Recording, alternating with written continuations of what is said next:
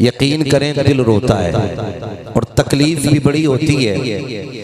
अगर कोई गैर इस्लामी उसूल तोड़े तो लगता है कि इसका इस्लाम से कोई लेना देना नहीं, लेकिन जब कोई मुसलमान उसूल तोड़े इस्लाम के तो बड़ा दिल दुखता है। फिर ख्याल आता है कि वो ताइफ का सफर, वो गार की रातें, वो दुश्मनों के कांटे, वो मुखालिफों के पत्थर और फिर वो शाब अबी तालिब की मुश्किल घाटी के मुश्किल लम्हात, क्या हुजूर ने इसीलिए हमारे लिए गुजारे थे कि कभी ईद के नाम पे, तमाशों के नाम पे नंगे हो जाओ, कभी फैशन के नाम पे कपड़े उतार दिए जाएं? क्या इसीलिए इस उम्मत को सवारा गया था कि जब ईद गुजर जाए तो तुम डीजे बजा के जश्न मनाना, जब रमजान पूरे हो जाएं तो तुम गाने बजा के जश्न मनाना? क्या इसीलिए इस दीन को सजाया गया था? क्या इसी दिन के लिए हुजूर ने रब्बे सल्लिम की दुआएं, रब्बे हबली की दुआएं की थी कि जब उम्मत रोजों के महीने को पूरा कर ले तो फिर बेटियां बेनकाब होकर के रोड पे उतर आए? अगर नहीं तो फिर ये हमारे मुआशरे में बड़ी तेजी के साथ बेहूदगी क्यों बढ़ती जा रही है?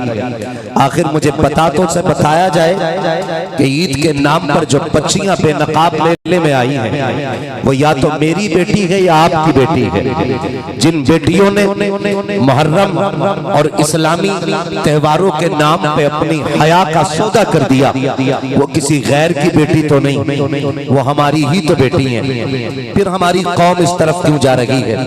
मैं आपको एक बात बता दूं, दुनिया रोती है हमें फलां ने मारा, फलां ने मारा, ये सितम कर रहा है, वो हमें दबा रहा है। मैं कसम खा के कहता हूँ, डॉक्टर इकबाल का ये शेर याद रखना कि मोहम्मद से वफा तूने तो हम तेरे हैं, ये जहां चीज है क्या लोहो कलम तेरे है।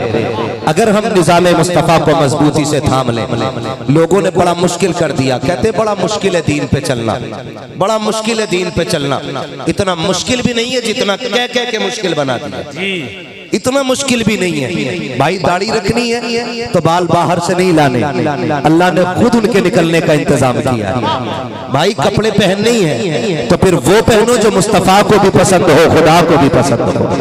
माफ कीजिएगा, अब तो कपड़े भी और बाल, कुछ लड़के दिल्ली, मुंबई, गुजरात से आए गांव लौट के ईद पे, हजरत ऐसी ऐसी कटिंग मारी है दाढ़ी में, समझ में ही नहीं आ रहा कि इसके एक्सीडेंट में चोट लगी थी कि ये कट निकलवा के आए। हाँ हजरत ये कट निकले, पर एक का देखा तो यहाँ का कट, मैंने कहा अल्लाह खैर करे, पूरी खोपड़ी उतरी होगी इसकी। करीब से देखा तो इतना कट। ये कंडीशन हमारी है, ये हमारी कौम के हालात हैं। मुझे खुद बताओ यार, ये इतने सारे उलमा बैठे हैं, एक हाफिज का नाम बता दो जिसके कान पे तमंचा रख के दाढ़ी रखवाई गई? हो सकता है नहीं, किसी के लिए नहीं ना। एक हाफिज बता दो जिससे कहा गया हो कि कुर्ता पजामा नहीं पहनेगा तो बम मार देगा?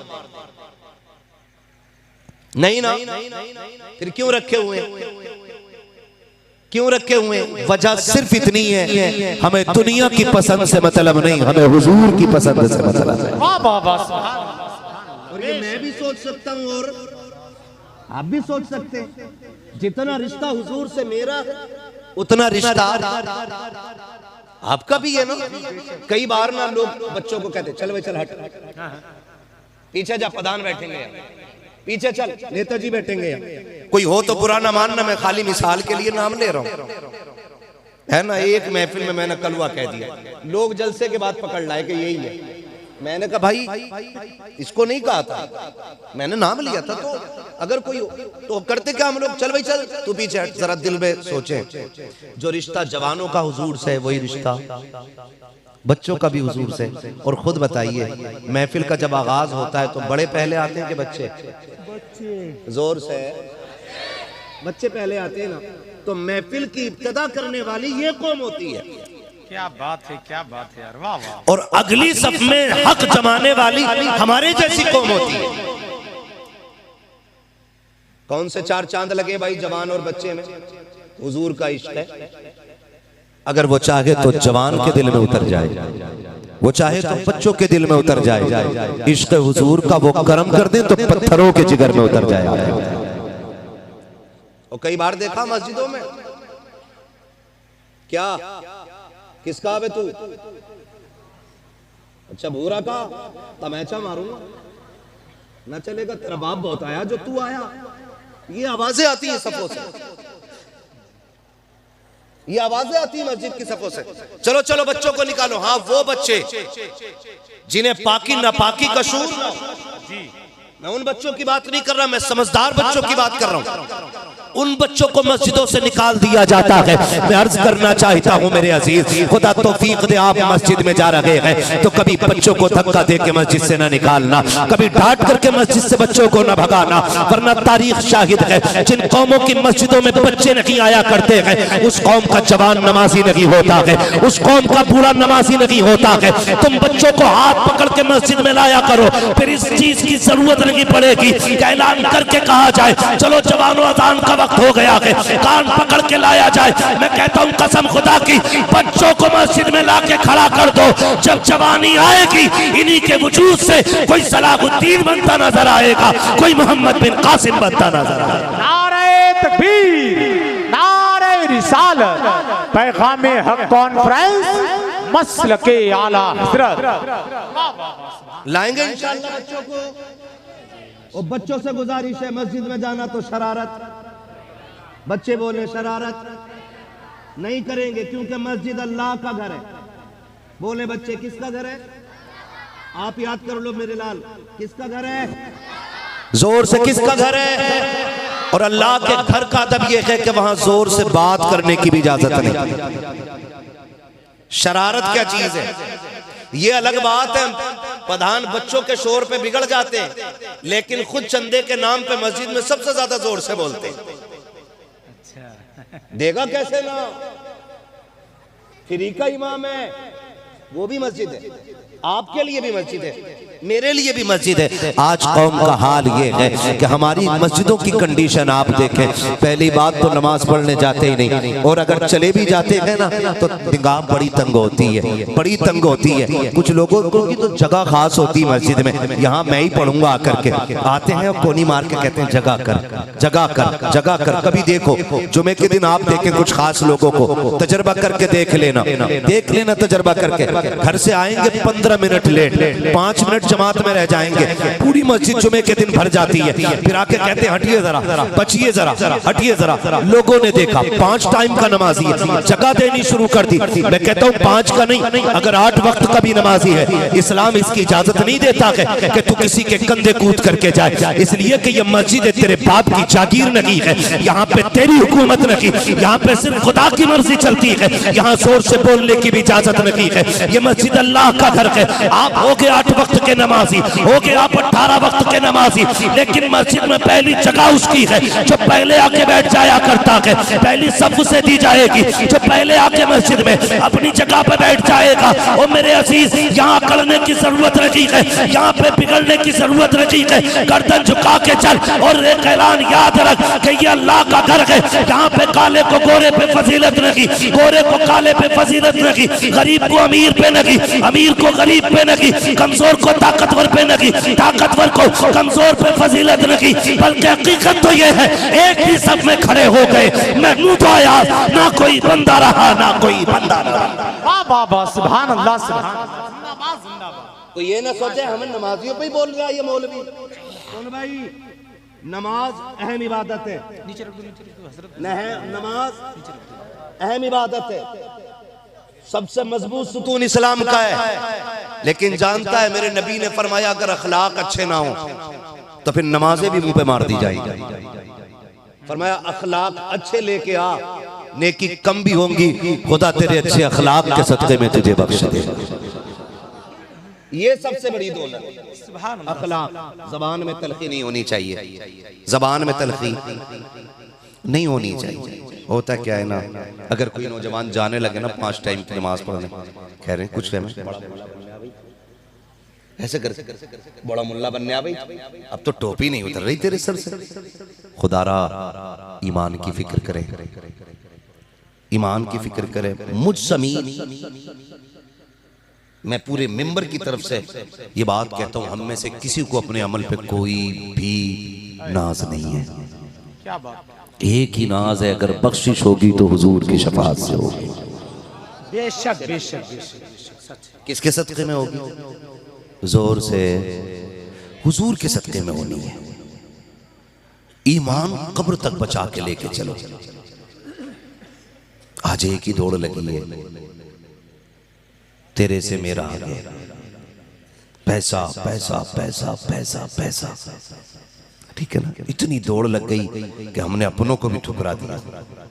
ऐसी दौड़ लगी है, धक्के मार के आगे निकल रहे हैं। सही बता रहा हूं? मुझे एक बात बताओ, ये जो उंगलियां हैं ये मेरी ही है ना? पांचों किसकी है? मेरी है ना? जिसके भी हाथ में उसी की है ना? पड़ोसी की तो उसमें कोई उंगली नहीं है ना? बराबर है ये? बोले बराबर है ये? नहीं ना, कोई छोटी और कोई बड़ी है। अल्लाह ने 5 भाई अगर दिए, उनमें एक भाई एक साइन करके 50 लाख कमा लेता है, दूसरा सुबह से शाम तक ठेला लगाता है, मुश्किल से 300 रुपए की दिहाड़ी करके ला रहा है। अब ये बात बताओ, बंदे किसके दोनों? बोले समझ पा रहे हैं ना मेरी बात? मैं कुछ समझाना चाह रहा हूं। यहां अगर कोई ये सोच के बैठा ना मूड बनाएंगे तो कतई उठ के चला जाए। क्या बात है, बहुत अच्छी बात। क्योंकि मैं यहां पे शो करने के लिए नहीं आया हूं, शो करने के लिए नहीं आता हूं। मैं क्यों आया हूं? मैं आईना हूं, दिखाऊंगा दाग चेहरे के, जिसे खराब लगे सामने से हट जाए। हाँ। किसके बंदे? सारे बोले किसके? सारे अल्लाह के बंदे। एक भाई ठेला लगाता है, दूसरा बिल्डिंगों में रहता है। मुझे बताओ, जिसको रब ने बिल्डिंगों से नवाजा है, उसने कौन सी इबादत की थी जो उसे उतनी दौलत मिली है? और जो बंदा ठेला लगा रहा है, उसने कोई कसूर किया था जो वो 5 बच्चों के साथ छप्पर में रह रहा है? नहीं ना, वो बड़ा बेनियाज है, वो बड़ा बेनियाज है। बस एक बात याद रखना, मैं अक्सर कहता हूं, वो किसी से लेके आजमाता है और किसी को दे के आजमाता है। जी बहुत अच्छा। वो किसी से लेके आजमाता है और किसी को दे के आजमाता है। खुदा दौलत दे दे तो इतराना मत, वरना वो लेने पे आए तो खाल उधेड़ देता है। और किसी गरीब को अच्छा, बहुत अच्छा, वाह वाह वाह, सुभान देंगे। अल्लाह, क्या बात है? उशरी की जगह अब तो इमाम साहब की धड़ी देते हैं खाली। अरे इमाम साहब को तो उशर न देते। नाच मौलाना कहता नाच न दिया उशर का, इमाम साहब को दे तो दी धड़ी। गल्ला यहाँ पता नहीं क्या चलता होगा, क्या लफ्ज बोलते होंगे। नहीं, वो तो फसल है। इमाम साहब को जो दिया जाता कुछ जगहों पे नाच। तवज्जो है ना सारे लोग? भाई रोजी हलाल करेगा। मैं छोटे से लेके बड़े तक, बड़े बूढ़ों की तो कट गई।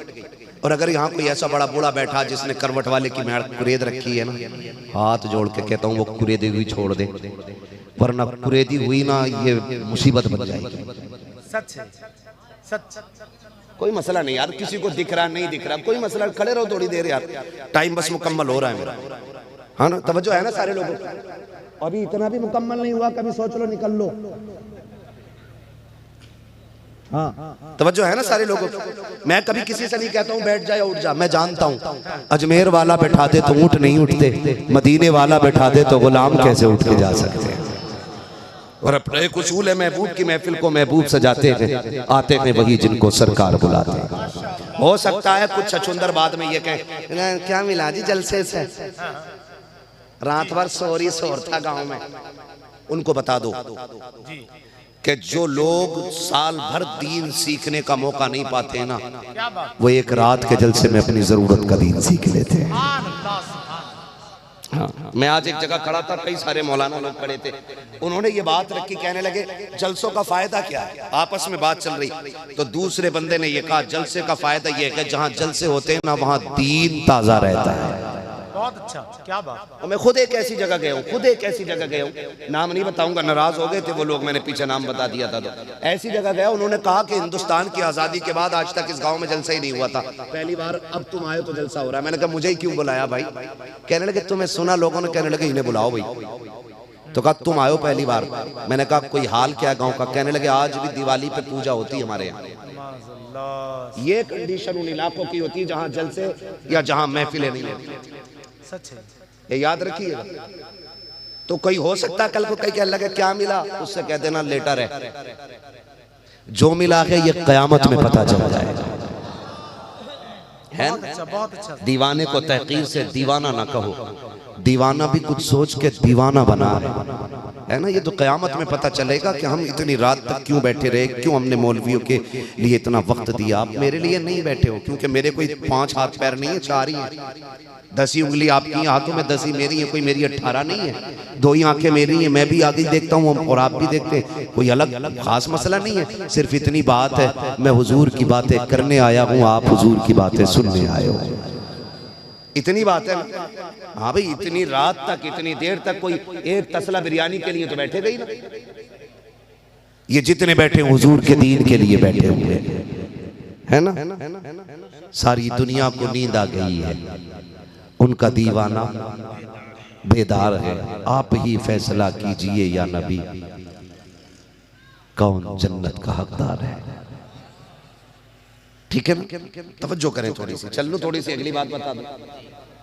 उश्र देंगे इंशाल्लाह खेती का, खाली गेहूं में ना, गन्ने में भी है। और रिहान भाई बता रहे तरबूज की बड़ी कर रही खेती हो, कहाँ गए हो? तरबूज कह रहे कुछ दिन पहले चलते तो खिलवा के भी लाते, तो कोई मसला नहीं, अगले साल कभी खा लेंगे, खाने की कोई बात नहीं है। लेकिन इनमें दोनों में उश्र, रोजी हलाल इकट्ठा करें, हलाल इकट्ठा करें, हलाल इकट्ठा करें। बच्चों को हराम लुकमा ना दे। आपकी कितनी खेती में कितना उश्र है वो आपको आपके इलाके के आलिम बताएंगे। बारिश ज्यादा हुई है कि आपने इंजन का पानी ज्यादा किया है, ये फैसले ये करेंगे, क्योंकि ये आपके इलाके को देख रहे होंगे, इसलिए ये बताएंगे। तवज्जो है ना सारे लोगों को। बच्चों को हलाल रोजी खिलाना क्यों? क्योंकि अगर दवा गलत लगती है तो फसल बर्बाद हो जाती है, और ग़िज़ा गलत मिलती है तो नस्ल बर्बाद हो जाती है। बचाएंगे इंशाअल्लाह नस्लों को। हाँ, तो ज़कात भी देंगे और उश्र भी देंगे। अब एक बात और अर्ज कर लूं आपसे, बर्दाश्त करने तो मुझे 5 मिनट। अगर गुर्बत आ जाए, तंग दस्ती आ जाए, इम्तिहान है, वो कभी लेके आजमाता है और कभी दे के आजमाता है। कभी फाके भी हो सकते, कभी साके भी हो सकते हैं। साके ऐसे होते हैं कि जितना खा रहा है उससे ज्यादा बचा के फेंक रहा है बंदा, और फाके ये भी होते हैं कि फेंके हुए को उठा उठा के बंदे खाते हैं। दोनों हालतों में कभी भी आ सकती है। लेकिन मैं खुल के ये बात करूं कि अमीरी भी बड़ा सख्त इम्तिहान है। अमीरी में टांग नहीं तोड़ता अल्लाह, अमीरी में फोड़े नहीं निकाले, अमीरी में बंदा ज़कात नहीं देगा, उश्र नहीं देगा, दीन के काम में पैसा ही खर्च नहीं करेगा। अगर कोई खर्च करेगा तो कहेगा पागल है, हमारा कोई हराम का थोड़ी है जो मौलवी साहब को दे दे। ये जुमले जब बोले तो समझ लेना ये गिरफ्तार है। अब इसकी खैरियत आसानी से नहीं है। तो ये तो कभी लेके आजमाता है और कभी दे के आजमाता है। पीछे नहीं आ रही आवाज भाई, ये जो एक साउंड रखा ना, इसका मुंह पीछे घुमा दो। एक आवाज पीछे नहीं, क्यों नहीं आ रही?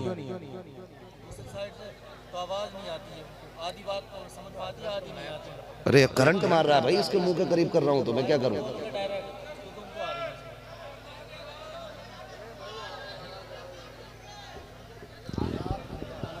तार टूट गया, तार टूट गए हैं, इंतजाम कर रहे हैं, बैठ जाए। तवज्जो है ना सारे लोगों को। अगर अल्लाह मुश्किल की घड़ियां दे दे, तंग दस्ती आ जाए, तो कभी ब्याज की तरफ ना जाना, क्या बात, कभी सूद लेने मत जाना, कभी ब्याज पे पैसा उठा के हराम पैसे को खेती और नस्ल में मत लगाना। एक बात बता दूं, तंग दस्ती आ जाए, गुर्बत आ जाए ना, मुसल्ला उठाना, मस्जिद की तरफ जाना, जब दुनिया सो रही हो 2 रकात नमाज हाजत पढ़ना, और फिर उसके बाद अपने रब की बारगाह में हाथ उठाना। इसलिए कि वो ऐसा करीम है कि दुनिया में जितने भी देने वाले हों आज वो दे के एहसान जता देते हैं, बार बार लो तो नाराज हो जाते हैं। खुदा वो है जो बार बार मांगने पे नाराज नहीं, बंदे से राजी हो जाया करता है। आवाज आ रही है पीछे? अब आए सलामत रहे माशाल्लाह। बंदे से रब राजी हो जाता। और रज़्ज़ाक़ कौन है? रोजी कौन देता है? बोले जोर से कौन? अपने रब को सारे पुकारे कौन? रोजी कौन देता है? जिंदगी कौन देता है? मौत कौन देता है? अमीरी कौन देता है? गरीबी कौन देता है? जब सब अल्लाह देता है तो हुजूर का वसीला दे के मांगो, खुदा तुम्हारी मुश्किलों को भी आसान बना दे। बहुत अच्छा हजरत, बहुत अच्छा। दिक्कत ये हुई है कि हमने रब से नहीं मांगा। क्या बात? हम एक प्लान बना के रखते हैं कि कल 50,000 का काम है, अगर उस मेरे पास पैसे का जुगाड़ ना हुआ तो गुड्डू से ले लूंगा, गुड्डू नहीं देगा तो पप्पू से ले लूंगा, पप्पू भी नहीं देगा तो भूरा से ले लूंगा, फिर खलेर को फोन करूंगा, फिर मुमेर को फोन करूंगा। और हद तो ये है कि कहीं काम ही नहीं बनता। मैं कहता हूं सिर्फ उम्मीद खुदा की जात पे रखो, इंतजाम वो करेगा, इंतजाम अल्लाह करेगा, उसकी जात पे भरोसा रखना। होता क्या क्या मुश्किल आ गई कि भैया ये सोना रख लो, बीवी का है और 50,000 दे दो, तो एक तो बरकत खत्म होती है और दूसरा नुकसान क्या है? नस्ल खराब हो जाती है, नस्ल खराब हो जाती है। सच बताऊं ना तो अल्लाह पे अकीदा मजबूत नहीं रहा, कहीं ना कहीं कमजोरी होगी, कमजोरी होगी। आवाज में पहला जुमला रब के लिए निकलना चाहिए था, अल्लाह अल्लाह अल्लाह। ये तस्बीह बना लें हम सब, तस्बीह बना लें हम सब अपने रब को आवाज देने वाले, फिर देखें रब कर्म कितना करता है। मुझे एक बात याद आ रही है, तारीख में एक बहुत बड़ा नाम है हजरत हबीब अजमी का। क्या नाम है? हबीब अजमी। ब्याज का इतना बड़ा कारोबार था कि एक वक्त की रोटी बिना ब्याज के पैसे की नहीं खाते, एक वक्त का खाना। बीवी कहती थी मेरे सरताज ये कभी किसी गरीब से छीन के लाते हो, कभी किसी से मांग के लाते हो, ये नाजायज पैसा, अल्लाह नाराज होगा। जिस दिन उसने पकड़ लिया तो बड़ी मुश्किल हो जाएगी। कहते थे अपना काम कर, मुझे मेरा काम करने दे। ये कह के बीवी को चुप करा देते थे। एक दिन हबीब अजमी किसी गरीब के यहाँ से अपना ब्याज का पैसा लेने के लिए गए। औरत बेवा थी, उसने कहा हबीब कुछ दिन का मोहलत दो, हमारे घर में कुछ नहीं है। जब आपने इतना सुना ना तो आप अंदर घर में घुस गए। गोश्त का एक सिरे का टुकड़ा रखा हुआ था, आपने वो उठाया, लपेटा कपड़े में चलने लगे। बेवा औरत थी, तड़प गई, कहने लगी सुनो हबीब, मेरे बच्चों ने बहुत जमाने से गोश्त नहीं खाया था, बहुत दिन से जिद कर रहे थे, माँ गोश्त खाने को जी चाहता है। बड़ी मेहनतों के मुशक्कतों के बाद ये गोश्त का टुकड़ा मिला है। हबीब मेरे बच्चों को खाने दिया जाए, मेरे बच्चे को खाने दे। हबीब अजमी कहते मेरा दिल इतना सख्त था, मैंने बेवा को धक्का दिया और उसके गोश्त का टुकड़ा लेकर के निकल गया। कहते जब मैं घर आया मैंने बीवी से कहा इसको पकाओ, मैं नहाने के लिए जा रहा हूँ, मैंने बीवी को पकाने के लिए दिया और नहाने के लिए निकल गया। कहते जब वापस आया ना तो बीवी की चीख निकल गई। उसने कहा हबीब मैंने कहा था अल्लाह का अज़ाब जब आएगा कोई बचाएगा नहीं। कहा हो क्या गया के? कहा आज अल्लाह का अज़ाब आ गया के। कहा क्या कह रही हो? कहा मैंने हांडी का ढक्कन खोला तो जिसमें गोश्त बन रहा था अल्लाह ने सारे गोश्त को खून बना दिया के, पूरी हांडी के अंदर खून खोल रखा के। हबीब वक्त है अल्लाह से तौबा कर लो। इतना सुनना था, तड़प गए, अल्लाह वाले की तलाश शुरू कर दी। पता चला फला मकाम पे चले जाओ, वो तौबा करा देंगे, अल्लाह माफ कर देगा। ये सोच कर जब जा रहे हैं, रास्ते में बच्चे खेल रहे थे, हबीब अजमी को आते हुए देखा। आपकी बदअमली इतनी मशहूर थी, बच्चों ने देख के कहा हट जाओ, हबीब अजमी आ रहा है, इतना बड़ा पापी है, अगर इसकी धूल कपड़ों पे लग गई हम सब जहन्नमी हो जाएंगे, का इसके रास्ते से हट जाओ। बच्चे ये कह के हटे, हबीब अजमी की चीख निकल जाती है, मालिक मैं तेरा मुजरिम हूँ, मैं तेरा गुनहगार हूँ। अब बच्चों के ताने नहीं सुने जाते हैं, ए मेरे परवरदिगार माफ कर दे, मैं तौबा करता हूँ। आप जब तौबा करके पलट रहे हैं, फिर वही बच्चे खेलते हुए मिल जाते हैं। लोगों बच्चे आपस में कहते हैं बच्चों रास्ता खाली कर दो, हबीब आ रहा है। किसी ने कहा कि तुमने पहले हटाया था कि इसके दूध, इसकी धूल से, इसकी मिट्टी से हम जहन्नमी हो जाएंगे, अब क्यों हटा रहे हो? एक बच्चे ने कहा तुम नहीं जानते हो, अब इसकी तौबा का नूर चेहरे पे चमक रहा है, अब ये इतना सच्चा हो के आ रहा है, अगर हमसे इसको तकलीफ पहुंच गई हमारे अमल गारत कर दिए जाएंगे। ये कह के बच्चों ने रास्ता खाली कर दिया, घर तशरीफ लाए, मुश्किलें दामनगीर हो जाती है। प्याज का बिजनेस था, कोई काम किया ही नहीं था। जब घर आए गए, कई दिन के फाके हो गए। बीवी ने कहा सरदार बच्चियों के फाके नहीं देखे जाते हैं, घर में कुछ है भी नहीं, जाओ कुछ मजदूरी कर लाओ। आपने कहा शरीक हयात मेरी उम्र देख और फिर काम देख, मेरी सफेद दाढ़ी देख, कौन काम कराएगा? बीवी ने कहा था मेरे सरदार आप निकलो तो सही, हो सकता है कोई हल्की फुल्की मजदूरी मिल जाए, कम से कम बच्चों को एक दो वक्त का खाना मिल जाएगा। इतना बीवी ने कह के रुखसत किया। हबीब अजमी जाने लगे गए, बीवी ने थैला दिया और कहा लो जो अगर पैसे मिल जाए इसमें राशन लेके आ जाना। हबीब अजमी ने बगल में थैला दबाया, अभी चंद कदम चले थे, मेरी माँ बहने कान खोल के सुन ले, अभी चंद कदम चले गए और पीछे से बीवी की आवाज आती है मेरे सरताज कहा जी इया कवल हराम, खबरदार खाली लौटाना, हराम का लुकमा ना लेके आना। हम बच्चों को फाके से सुला सकते हैं लेकिन हराम का लुकमा बच्चों को नहीं खिलाया जाता। बेशक बेशक, क्या बात है। मैं पूरी गारंटी के साथ कहता हूँ अगर आज माएँ इतनी सख्त हो जाए ना तो फिर जरूरत नहीं है कोई बेटा घर में हराम का पैसा लेके आ जाए। गारंटी के साथ कह रहा हूँ, जरूरत नहीं है कोई शोहर हराम का पैसा लेके आ जाए। कहा जा तो रहे हो, खाली आ जाना, हराम का मत लाना। घर से निकल गए, मंडी में जाके खड़े हो गए। मंडी की कंडीशन हम लोगों ने देखी है, देखिए हर उम्र का बंदा मिल जाता है, कमजोर ताकतवर सारा, लेकिन दुनिया बड़ी चालाक है, लोग बड़े चालाक हैं। सबसे पहले ताकतवर को पकड़ते हैं, भाई कितने पैसे लेगा हैं, उम्र जवानी ताकत देख के ना कहते हैं 10 रुपए ज्यादा देंगे चल, लेकिन गरीब बूढ़ा खड़ा होना तो वो हाथ पकड़ के कहता भैया काम है क्या? कहता रे छोड़ो तो, ये कह के ना हम हट जाते। क्यों? कहते सोचते हैं कि ये बूढ़ा क्या काम आएगा, ये कितनी ईंटें उठा लेगा, ये कितने गड्ढे खोद लेगा, कितने पिलर लगा लेगा, हम ये प्लानिंग करते हैं। ओ भाई कभी घाटे के भी सौदे कर लिया करो, कभी घाटे के भी सौदे कर लिया करो। हमेशा अपने लिए ताकतवर देखा, कभी हुजूर की मोहब्बत में कमजोर को भी ले आया। इतना ही तो होगा, मजदूरी पूरी लेगा, ईंटें 10 कम चढ़ाएगा, मगर तुम नहीं जानते उसकी कमजोरी पे तरस खा के तुम पूरी मजदूरी दो कम काम में, अल्लाह तुम्हारी कम नेकियों से राजी होकर तुम्हें पूरा अजर अता फरमा देगा। करेंगे इंशाअल्लाह कभी ऐसा। सिर्फ ताकतवर नहीं, मंडी में जाके अभी भी अजमी खड़े हो गए, मंडी में खड़े हो गए, जो भी आता ना ताकतवर को लेके चला जाता, जो भी आता ताकतवर को लेके चला जाता। कहते सारे लोग चले गए, मैं खड़ा रह गया। सुन रब की कुदरत क्या चीज है, सारे ही चले गए। कहते एक बंदे से मैंने कहा यार कुछ पैसे कम दे देना, मुझे ले चलो।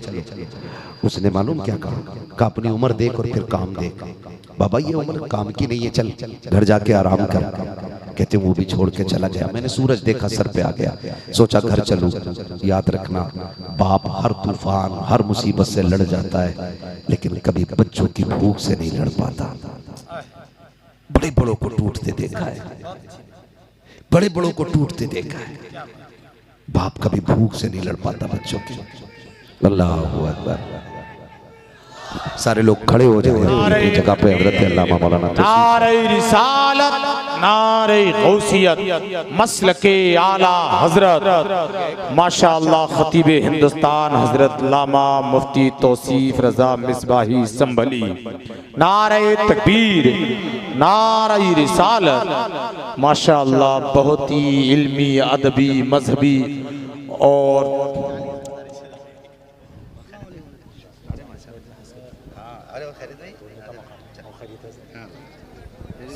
माशाअल्लाह। नारे तकबीर, नारे रिसालत, नारे गौसियत, मसलके आला हजरत।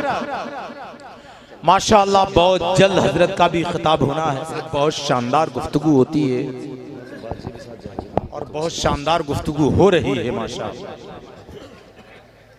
माशाअल्लाह। बैठ जाएं भाई, बैठ जाएं, थोड़ी बात रह गई है, मैं अपनी बात जल्द मुकम्मल करके अपनी जगह ले लूंगा। बैठे भाई, बैठ जाएं, बैठ जाएं। थक गए, इतनी टांगे थक गई कि अकड़ अकड़ के सीधी कर रहे हैं।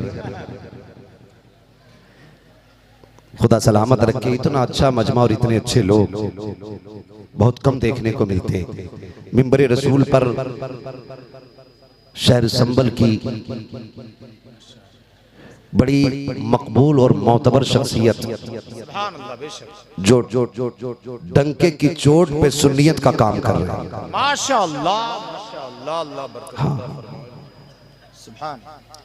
हजरत अल्लामा मौलाना मुफ्ती तौसीफ रजा साहिब क़िबला मिसबाही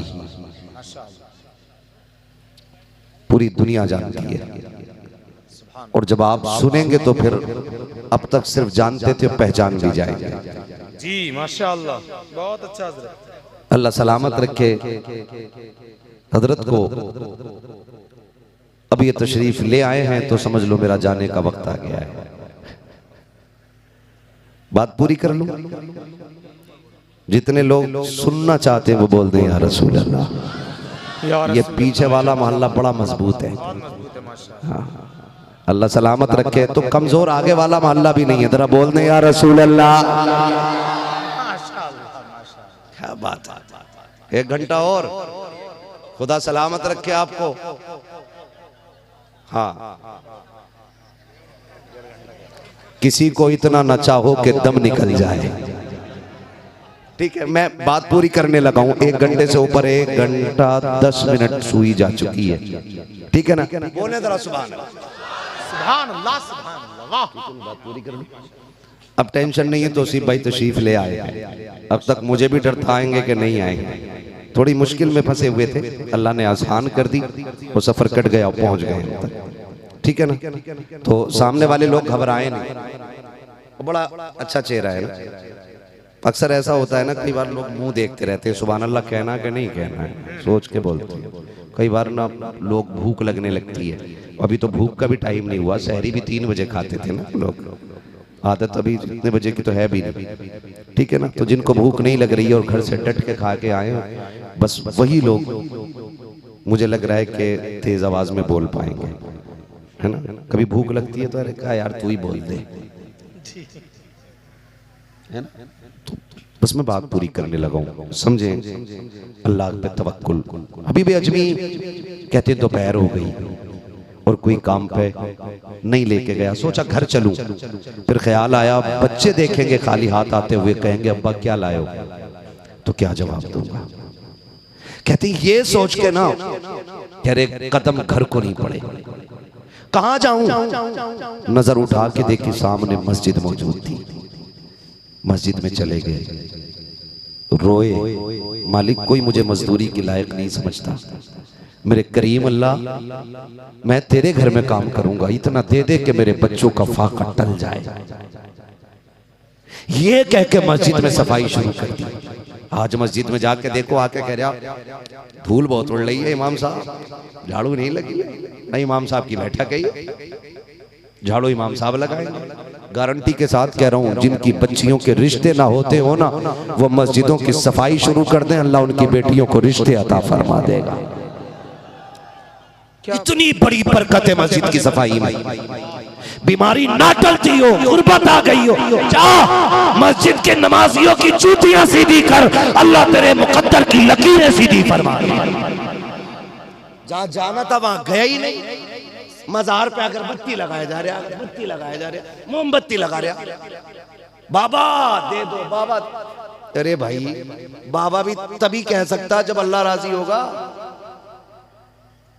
सोचे जरा, जहां लेना था वहां गए नहीं। गारंटी देता हूं रब ना चाहे तो कोई वली नहीं दे सकता, और जब वो राजी हो जाए ना तो सिर्फ मस्जिद के 5 वक्त के इमाम से दुआ करा देना, हाथ नीचे आते आते अल्लाह तकदीर के फैसले फरमा देगा। कहते मालिक मैं तेरा घर साफ कर रहा हूँ, मुझे मजदूरी देना। शाम हो गई, शाम तक साफ करते रहे। शाम तक जब सूरज ढल गया सोचा अब घर चलना चाहिए। घर की तरफ आए तो सोचा अभी उजाला है, बच्चे सो रहे होंगे, अभी शुरू रात है, थोड़ी देर पहले रुक गए, कहा बच्चे सो जाएंगे तब घर जाऊंगा। जब आए करीब मकान के दीवार से झांक के देखा, कच्चे मकान होते थे, कोई बिल्डिंग इमारतें तो नहीं थी ना। आपने झांक के देखा सारे सो गए। लेकिन जब दरवाजे पे आए ना, अभी दरवाजे पे हाथ लगाया, दरवाजे पे बीवी इंतजार कर रही थी। आप अंदाजा लगाइए, बीवी ने आते देखा खाली हाथ, खाली थैला। आप बीवी ने हाथ पकड़ा, घर में लेकर के आई, शोहर के पैर धुलाए, वुजू कराया। जब शोहर बिस्तर पे लेट गया, उसके बाद बीवी ने कहा मेरे सरताज क्या हुआ, काम करने के लिए गए थे, कुछ मजदूरी नहीं मिली? कहने लगे काम तो मिल गया है लेकिन अभी मजदूरी नहीं मिली है। अल्लाह अकबर। इतना बीवी ने सुना, कहती मेरे सरताज अपने मालिक से बताया नहीं था कि बच्चे फाके से सो रहे, हमारे घर में खाने को कुछ नहीं है? कहा कि क्या कहता शरीक हयात, काम इतनी बड़ी चौखट पे मिला है कि मजदूरी मांगते मांगते गैरत आ रही है। एक दिन की मजदूरी ले लेता। बीवी ने कहा अच्छा आराम करें। आज की ना अगर शोहर 4 दिन खाली लौटिया ना तो सीबीआई बैठा देती है, पता करो मंडी जा रहा कि नहीं। हाँ, नाम भी अजीब हो कि मुंजरीन का दूल्हा जो है ना वो रोज काम पे लग रहा है, हमारा वाला क्यों नहीं लगे? कभी ठलुआ कहती है, तरह तरह की गाली देती हैं। ऐसी बेटियों की गोद में सलाहुद्दीन नहीं आने वाला है। ऐसा किरदार होना चाहिए, फाके कहीं। लेकिन बीवी ने हाथ पकड़ा, शुक्र रब आप आ गए, बड़ी बात है। सुला दिया। सुबह उठे, फिर थैला लिया, जाने लगे। फिर बीवी ने कहा खबरदार, हलाल मिले तो लेके आना, हराम फिर भी ना लाना। फिर गए, फिर मस्जिद गए, जा करके फिर शाम तक काम किया, फिर वापस खाली लौट आए। बीवी ने सरताज से फिर आम तो रोज के मुताबिक फिर कहने लगी मेरे शोहर आज भी नहीं लाए? कहा नहीं। कहती सुनो, कल जाना ना अपने मालिक से कह देना कि मैं मांगता नहीं लेकिन मेरे बच्चों की भूख ज्यादा हो गई है, मेरी बीवी ने कहा था इसलिए मैं कह दे रहा हूँ। अल्लाह अकबर। आज जब आए हैं ना रोते हुए, आज जब रोते रोते आए हैं तो आज दिक्कत है, हालत अलग है। मस्जिद में आए, आंसू टप टप गिरते जा रहे हैं। आज कहते मालिक आज तक तो मैं बीवी से कहता रहा लेकिन कल जाके बीवी को क्या जवाब दूंगा? मेरे अल्लाह मुझे इतना दे दे कि मेरे बच्चों के खाने का इंतजाम हो जाए। शाम तक रोते रखे, फिर शाम को वही हाल, खाली हाथ जाना था। कहते जब तीसरा दिन था ना तो मैं खाली थैला न ले जा सका। मैंने सोचा खाली ले जाने से बेहतर है इसमें मिट्टी भर लो ताकि घर वाले देखें तो खाली न समझे, कम से कम घर की चौखट पार करने में तो दिक्कत नहीं आएगी। अंदर जाके जो होगा देखा जाएगा, गर्दन उठा के चौखट पार तो कर लेंगे। ये सोच के मिट्टी का थैले, मिट्टी भरी थैले में, कहते मुझे खुद नहीं पता था बेखुदी थी क्या क्या हो रहा है। कहते मैं घर के दरवाजे पे आया, जैसे घर के दरवाजे के करीब पहुंचा मैं फिर रुक गया बच्चों के सोने के इंतजार में। कहते थोड़ी देर ठहरा, करीब आया, फिर मैंने हर दिन की तरह दीवार से झांक के देखा। मैंने देखा आज मेरे घर के चूल्हे से धुआं उठ रहा है। मैंने ये सोचा कि मेरे घर में धुएं का क्या काम है, कई दिन के फाके हैं, ये किसी और का घर तो नहीं। कहते आंखें मली, मैंने फिर देखा घर तो मेरा ही है। कहते मैं धीरे कदमों से दरवाजे पे आया, बीवी हर दिन की तरह इस्तकबाल में खड़ी है। उसने हाथ पकड़ा, जैसे घर में कदम रखा, कहते आज फाके नहीं थे, मेरे घर के आंगन से खानों की खुशबू आ रही थी, तरह तरह की नेमतों की खुशबू है। मैंने कहा शरीक हयात बता तो सही ये क्या मैं देख रहा हूँ? बीवी ने कहा मेरे सरताज जो तुम देख रखे हो सही है। कहा ये किसने भेजा है? कहा सिर्फ यकीन की अंदर तशरीफ लाई है। कहा जब मैं अंदर गया मैंने देखा नेमतों का ढेर लगा हुआ है। मैंने कहा बीवी ये तो बता दे ये देख के कौन गया है, कुछ पता भी बताया कि नहीं? बीवी कहती है सुनो उसी मालिक ने भेजा है जिसके घर तुम काम करते हो। इतना सुना आंखों में आंसू आ जाते हैं। कहते इतना और बता दे खाली मजदूरी दे के गया है या कुछ कह के भी गया है? बीवी ने कहा उसने एक पैगाम दिया था। कहा क्या? कहा उसने ये कहा था कि मालिक ने कहा है अपने शोहर से कह देना वो हमारे घर में काम करता रखे, हम यूं उसकी मजदूरी अदा करते रहे। नारे तकबीर, नारे रिसालत, मसलके आला हजरत।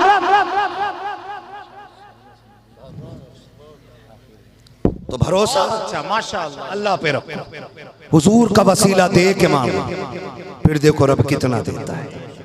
फिर मांगो ना अल्लाह से वो कितना देता है। और आला हज़रत ने मांगने का तो हमें दर भी बता दिया, घर भी बता दिया, ढंग भी बता दिया। कहते हैं वही रब है जिसने तुझको हमतन करम बनाया, हमें भीख मांगने को तेरा रास्ता बताया। तुझे हमद है खुदाया, तुझे हमद है खुदाया। भाई भाई हुजूर की चौखट से मिलेगा, उनका वसीला देके रब से मांगो, रब से मांगो। खबरदार कभी हराम की तरफ जाएंगे? जो समझे वो बोले हराम की तरफ जाएंगे? जब भी खाएंगे हलाल खाएंगे इंशाअल्लाह। गलत तबा से फसल खराब होती है, गलत लुकमों से नस्ल खराब होती है। क्या बात है हज़रत। फसल बचाना है दवा दुरुस्त देनी पड़ेगी, नस्ल बचाना है ग़िज़ा दुरुस्त देनी पड़ेगी। बहुत अच्छा हज़रत, जिंदाबाद। मेरे 2 पैगाम मुकम्मल हो गए। मैंने आपसे दोनों बातें कर ली। खुदा सलामत रखे। कोशिश करें कि हम उश्र भी देंगे वक्त पे, ज़कात भी देंगे, और नेकी करने के बावजूद भी मुश्किल घड़ी आती है तो समझ लेना इम्तिहान की घड़ी है। मुश्किलें हैं, तुम आजमाओ, आजमाइशों में मजबूत रहो, फिर अल्लाह कितनी इज्जतें देता ये पता चल जाएगा, पता चल जाएगा। लोग कहते थे करबला में लुट गए, खत्म हो गए। कसम खुदा की उस सब्र का सिला अल्लाह ने कैसा दिया, ठीक है ना। जो 22,000 लेके आए थे उनकी नस्लों का पता नहीं चलता है, और जो एक करबला से बच के आया था उसका खानदान पूरी दुनिया में नजर आ रहा है, पूरी दुनिया में। ये सबसे बड़ी मिसाल है, ये सबसे बड़ी मिसाल है। काटने वाला ही नहीं जीतता, कटने वाले जीता करते, कटने वाले भी जीता करते। इसलिए दुख आए तब हमें सब्र करना है, सुख आए हमें शुक्र करना है। ना हमें सुख में नाशुक्री करनी है, ना दुख में उसके शिकवे करने हैं। इसलिए बदलेंगे इंशाअल्लाह हम। आज का सबसे अहम पैगाम यह है, आज के जलसे के बाद मजबूती से ये बांध लेना, हमें उश्र भी देना है, हमें ज़कात भी देना है ना। और गारंटी रखिएगा कि ज़कात देने से माल घटता नहीं, माल बढ़ता है, बढ़ता ही है बेशक, माल बढ़ता है। ये बात पक्की हो गई, देंगे इंशाअल्लाह। अगर कभी फिर बुलाया मुझे यहाँ तो आके पूछ लूंगा मौलाना से उश्र ज़कात अदा की कि नहीं लोगों ने। अगर नहीं की ना तो फिर लगेगा तकरीर का कोई मकसद नहीं था, खाली वाह वाह कर लेना, नारे अरे क्या मौलवी आया था कुर्सी तोड़ गया। कुर्सी तो बैल भी तोड़ देते हैं, मौलवी ने तोड़ दी क्या हो गया? माइक फूक गया, क्यों हमारे गले में दम है? बड़ी बड़ी तेज आवाज वाले, क्या मसला इससे ना। असल चीज ये है अगर एक बंदा भी बदल गया तो हम समझेंगे हमारी मेहनत कामयाब, और फिर आप समझ लेना आपका जलसा कामयाब हो गया है। दूसरी बात क्या थी मेरी, क्या बात कही थी मैंने? सलामत रहे माशाल्लाह। क्या रखेंगे सारे बोले, क्या बताया था मैंने? दाढ़ी रखेंगे इंशाल्लाह। और जो कुत्ता कटिंग चल रही है ना बालों में, कुत्ता कटिंग, मैं गलत थोड़ी कह रहा हूँ। जैसे खुजली हो जाए ना कुत्ते को, जहां तक पंजे पहुंचे वहां तक के बाल साफ, बीच कमर पे पंजे नहीं पहुंचते तो वहां बाल रहते। यहाँ कनपटे बिल्कुल साफ, और टोपी लगा ली, लगता बाल नहीं, जो उतारी तो झबरी निकला। ये नहीं, पूरे सर के बाल बराबर रखो, बराबर रखो। यार किसी को दिखाने के लिए क्या सजे, अगर सजना है तो हुजूर को दिखाने के लिए सजा करो। आईना देखते हो ना, आईना कैसा लग रहा हूँ, कैसा लग रहा हूँ, ये सोचा करो हुजूर को कैसा लगूंगा, हुजूर को कैसा लगूंगा। अगर उनके तरीके पे हो ना तो बिलाल भी हुजूर की गुर्बत में रह करके दुनिया की आंखों का नूर बन के आए। और अबू लहब बहुत गोरा था, मैं तो गोरा ही कहूंगा, बहुत गोरा था, लेकिन गद्दार था, गुस्ताख था। अबू लहब दुनिया की ठोकरों में है आज, है ना। तो हुजूर के बने हम, कोशिश ये करें दाढ़ी रखेंगे इंशाल्लाह, उश्र ज़कात देंगे इंशाल्लाह, और इस्लामी किसी भी त्योहार के मौके को बहाना बना करके शरीयत के उसूलों से खिलवाड़ नहीं करेंगे इंशाल्लाह। ठीक है ना, अल्लाह को राजी करें। बस मैंने आयत करीमा पढ़ी, शजरा जरूर पढ़ दें, फरमाइश ज्यादा हो रही है। शजरा भी सुनोगे?